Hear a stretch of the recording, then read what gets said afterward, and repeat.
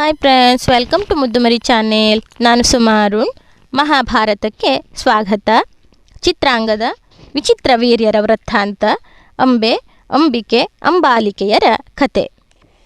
ಶಂತನು ಮಹಾರಾಜನಿಗೆ ಸತ್ಯವತಿಯಲ್ಲಿ ಚಿತ್ರಾಂಗದ ಮತ್ತು ವಿಚಿತ್ರವೀರ್ಯ ಎಂಬ ಇಬ್ಬರು ಮಕ್ಕಳಾದರು. ವಿಚಿತ್ರವೀರ್ಯನು ಇನ್ನೂ ಚಿಕ್ಕವನಿದ್ದಾಗಲೇ ಶಂತನು ಸ್ವರ್ಗಸ್ಥನಾಗಲು ಭೀಷ್ಮನು ಚಿತ್ರಾಂಗದನಿಗೆ ಪಟ್ಟ ಕಟ್ಟಿ ತಾನು ಸತ್ಯವತಿಗೆ ವಿಧೇಯನಾಗಿ ನಡೆದುಕೊಳ್ಳುತ್ತಿದ್ದನು. ಹೀಗಿರಲು ಚಿತ್ರಾಂಗದನು ಅದೇ ಹೆಸರಿನ ಒಬ್ಬ ಗಂಧರ್ವನೊಡನೆ ಹೋರಾಡಿ ಮಡಿಯಲು ಭೀಷ್ಮನು ಇನ್ನೂ ಹುಡುಗನಾಗಿದ್ದ ವಿಚಿತ್ರವೀರ್ಯನಿಗೆ ಪಟ್ಟಾಭಿಷೇಕ ಮಾಡಿ ಅವನಿಗಾಗಿ ಧರ್ಮದಿಂದ ರಾಜ್ಯ ಪರಿಪಾಲನೆ ಮಾಡಿಕೊಂಡು ಬರುತ್ತಿದ್ದನು. ವಿಚಿತ್ರವೀರ್ಯನು ಅಣ್ಣನಾದ ಭೀಷ್ಮನನ್ನು ಬಹುವಾಗಿ ಗೌರವಿಸುತ್ತಿದ್ದನು. ವಿಚಿತ್ರವೀರ್ಯನಿಗೆ ಯೌವನ ಬರಲು ಭೀಷ್ಮನು ಅವನಿಗೆ ಮದುವೆ ಮಾಡಬೇಕೆಂದು ಯೋಚಿಸಿದನು. ಆಗ ಕಾಶಿರಾಜನು ತನ್ನ 3 ಜನ ಹೆಣ್ಣು ಮಕ್ಕಳಿಗೂ ಸ್ವಯಂವರವನ್ನು ಏರ್ಪಡಿಸಿದ್ದನೆಂದು ತಿಳಿಯಿತು.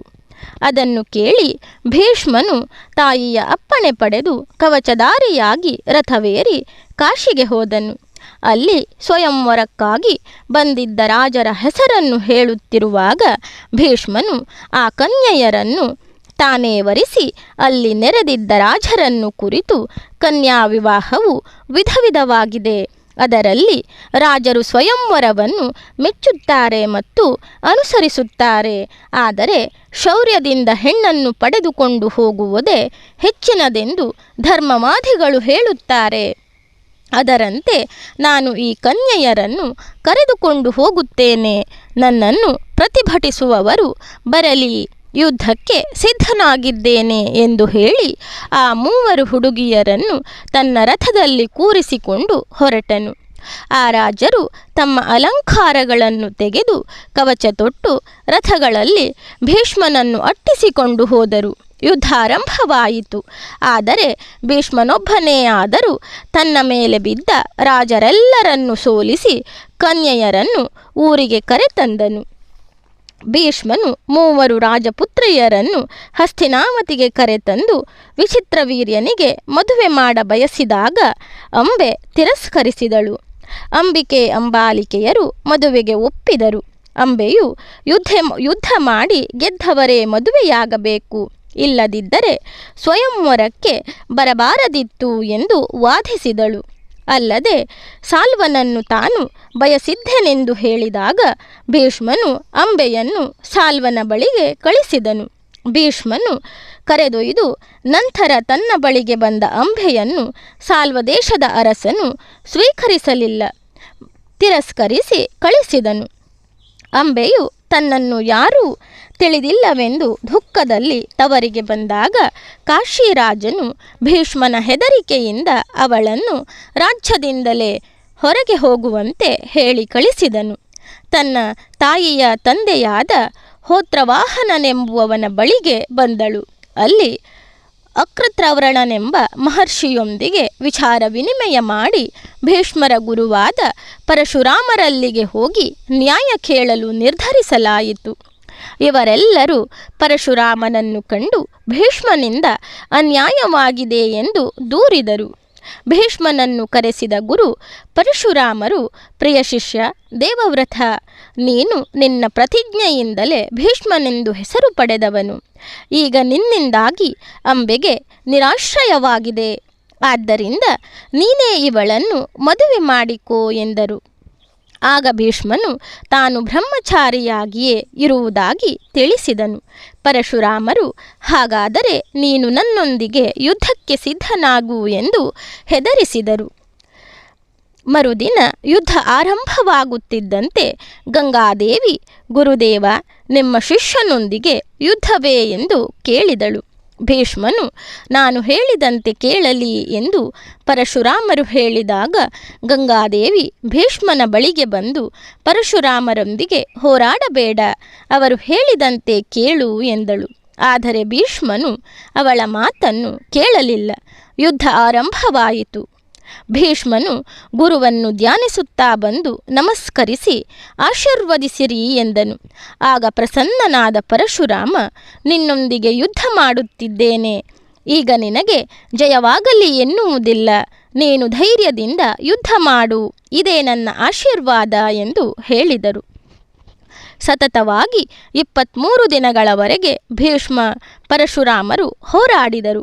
ಭೀಷ್ಮನು ಇಚ್ಛಾಮರಣ ಶಕ್ತಿ ಇರುವ ಶೂರ, ಪರಶುರಾಮರು ಚಿರಂಜೀವಿಗಳು. ಹೀಗೆ ಇವರ ಯುದ್ಧ ನಡೆದಾಗ ದೇವತೆಗಳು ಭೀಷ್ಮನಿಗೆ ಪ್ರತಾಪಾಸ್ತ್ರ ಪ್ರಯೋಗಿಸಲು ಸೂಚಿಸಿದರು. ಅದನ್ನು ನಾರದರು ತಡೆದರು. ಆಗ ಭೀಷ್ಮರು ಬೇರೆ ಅಸ್ತ್ರ ಪ್ರಯೋಗಿಸಿದರು. ಪರಶುರಾಮರು ಅಂಬೆಯನ್ನು ಕರೆದು, ನನ್ನ ಪ್ರಯತ್ನ ಮಾಡಿದ್ದೇನೆ, ಇನ್ನು ಏನೂ ಮಾಡಲಾರೆನು ಎಂದು ಹೇಳಿದರು. ಅಂಬೆಗೆ ಈಗ ಯಾರೂ ರಕ್ಷಕರಿಲ್ಲದಂತಾಯಿತು. ಗಂಗಾದೇವಿಯು ಅಂಬೆಗೆ ಅನ್ಯಾಯವಾಗಿ ಘೋರ ಯುದ್ಧವಾಗುವಂತೆ ಮಾಡಿದೆ ಎಂದು, ನೀನು 8 ತಿಂಗಳು ಹರಿಯುವ ನದಿಯಾಗು ಎಂದು ಶಾಪ ನೀಡಿದಳು. ಅಂಬೆ ಈ ಜನ್ಮವನ್ನು ಕೊನೆಗೊಳಿಸಿಯಾದರೂ ಭೀಷ್ಮನ ಮೇಲೆ ಸೇಡು ತೀರಿಸಲು ಮುಂದಾಗಿ ಮಹಾದೇವನನ್ನೇ ಕುರಿತು ತಪಸ್ಸನ್ನಾಚರಿಸಿದಳು. ಮುಂದಿನ ಜನ್ಮದಲ್ಲಿ ನಿನ್ನಾಸೆ ಈಡೇರುವುದು ಎಂದು ಶಿವನು ಆಶೀರ್ವದಿಸಿದನು. ಅಂಬೆ ಬೆಂಕಿಯಲ್ಲಿ ಬಿದ್ದು ಶರೀರ ತ್ಯಾಗ ಮಾಡಿದಳು. ಹಾಗೆ ದೃಪದನು ಭೀಷ್ಮನನ್ನು ಕೊಲ್ಲುವ ಮಗ ಬೇಕೆಂದು ತಪಸ್ಸನ್ನಾಚರಿಸುತ್ತಿದ್ದಾಗ ಶಿವನು ಅನುಗ್ರಹಿಸಿದನು. ಅಂಬೆಯೇ ದೃಪದನ ಮಗನಾಗಿ ಜನಿಸಿದನು. ಆದರೆ ಗಂಗೆಯ ಶಾಪದಂತೆ ಅರ್ಧ ಹೆಣ್ಣಾಗಿ ಅರ್ಧ ಗಂಡಾಗಿ ಜನಿಸಿದನು. ದೃಪದನು ಮಗನನ್ನು ಸಾಕಿ ಮದುವೆ ಮಾಡಿದನು. ದಶಾರ್ಣ ರಾಜಕುಮಾರಿ ಸೊಸೆಯಾಗಿ ಬಂದಾಗ ಗುಟ್ಟುರಟ್ಟಾಗಿ 2 ಪರಿವಾರಗಳಲ್ಲಿ ಆತಂಕ ಮೂಡಿತು. ದೃಪದ ಸುತ ಯಕ್ಷಲೋಕಕ್ಕೆ ಹೋಗಿ ಸಾಯಲು ಬಯಸಿದ್ದನು. ಅಲ್ಲಿ ಸೂಣಾಕರ್ಣನೆಂಬುವ ಯಕ್ಷ ಇವನಿಗೆ ಗಂಡಸುತನವನ್ನು ತಾತ್ಕಾಲಿಕವಾಗಿ ಕೊಟ್ಟು ತಾನು ಹೆಣ್ಣಾದನು. ಮತ್ತೆ ಬದಲಾವಣೆ ಪಡೆಯಲು ಇಬ್ಬರೂ ಒಪ್ಪಿಕೊಂಡಿದ್ದರು. ದೃಪದ ಸುತ ಈಗ ಗಂಡಸಾದಾಗ ಎಲ್ಲರಿಗೂ ಸಂತಸವಾಯಿತು. ಸೂಣಾಕರ್ಣನು ಹೆಣ್ಣಾಗಿದ್ದಾಗ ಕುಬೇರನು ಅಲ್ಲಿಗೆ ಬಂದನು. ಸೂಣಾಕರ್ಣನು ಯಕ್ಷರಾಜನನ್ನು ಗೌರವಿಸಲಿಲ್ಲವೆಂದು ಕುಬೇರನು ಸೂಣಾಕರ್ಣನನ್ನು ಶಾಶ್ವತವಾಗಿ ಹೆಣ್ಣಾಗಿಸಿದನು. ದೃಪದ ಸುತ ಬದಲಾವಣೆಗೆ ಬಂದಾಗ ಸೂಣಾಕರ್ಣನು, ನಿನ್ನ ಅದೃಷ್ಟ ಚೆನ್ನಾಗಿದೆ, ಇನ್ನು ನಿಶ್ಚಿಂತೆಯಿಂದ ಗಂಡಸಾಗಿರು ಎಂದು ಹೇಳಿ ಕಳಿಸಿದನು. ಹೀಗೆ ದೃಪದ ಸುತ ಶಿಖಂಡಿ ಎಂಬ ಹೆಸರಿನಲ್ಲಿದ್ದನು. ಈ ಶಿಖಂಡಿಯು ಮುಂದೆ ಮಹಾಭಾರತ ಯುದ್ಧ ನಡೆಯುತ್ತಿದ್ದಾಗ 10 ದಿನಗಳ ನಂತರ ಭೀಷ್ಮರೆದುರಿನಲ್ಲಿ ಯುದ್ಧಕ್ಕೆ ಬಂದನು. ಆಗ ಭೀಷ್ಮರು ಯುದ್ಧರಂಗದಿಂದಲೇ ನಿವೃತ್ತರಾಗಿ ಶರಮಂಚದಲ್ಲೇ ಒರಗಿದರು. ಹೀಗೆ ಅಂಬೆಯೇ ಶಿಖಂಡಿಯಾಗಿ ತನ್ನ ಸೇಡು ತೀರಿಸಿಕೊಂಡಳು. ಧನ್ಯವಾದಗಳು ಸ್ನೇಹಿತರೆ. ನನ್ನ ವಿಡಿಯೋಗಳೆಲ್ಲ ನಿಮಗೆ ಇಷ್ಟವಾಗ್ತಾ ಇದ್ದರೆ ನನ್ನ ಮುದ್ದುಮರಿ ಚಾನಲನ್ನು ಸಬ್ಸ್ಕ್ರೈಬ್ ಮಾಡದೆ ನೋಡ್ತಾ ಇರುವವರು ದಯವಿಟ್ಟು ಸಬ್ಸ್ಕ್ರೈಬ್ ಮಾಡಿ, ಆಲ್ ಅಂತ ಸೆಲೆಕ್ಟ್ ಮಾಡ್ಕೊಳ್ಳಿ, ಶೇರ್ ಮಾಡಿ, ಲೈಕ್ ಮಾಡಿ, ಕಮೆಂಟ್ ಮಾಡಿ.